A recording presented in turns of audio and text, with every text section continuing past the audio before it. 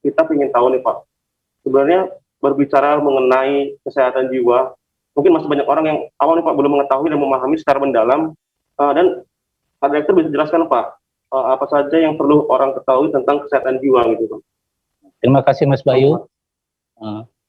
Kalau kita ingin masyarakat tahu masalah kesehatan jiwa, kita lihat dari definisi WHO bahwa kesehatan jiwa itu orang tersebut harus bahagia dan senang. Dia bisa menerima kekurangan dan kelebihan dirinya sendiri. Dia bisa menerima orang lain, dan dia bisa bersosialisasi sama orang lain, serta dia bisa mengerjakan pekerjaan sehari-hari. Apabila orang tersebut tidak bisa melakukan hal yang tersebut yang di atas, itu sudah terjadi gangguan jiwa. Nah, itu perlu masyarakat pahami.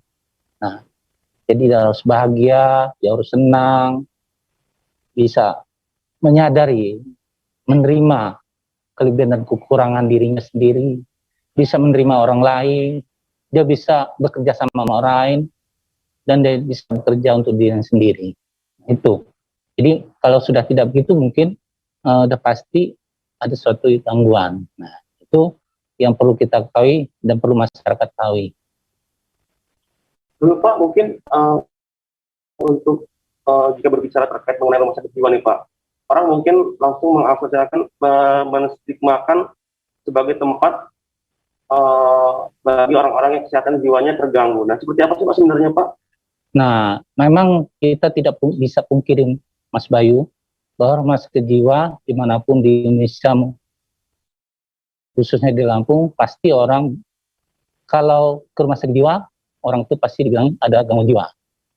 Tetapi yang sebenarnya rumah sakit jiwa itu tidak hanya melayani masalah kejiwaan saja. Kita di sini ada melayani radiologi, ada dokter radiologi, kita melayani fisioterapi, kita juga bahkan ada pelayanan penyakit dalam, anak, dan saraf.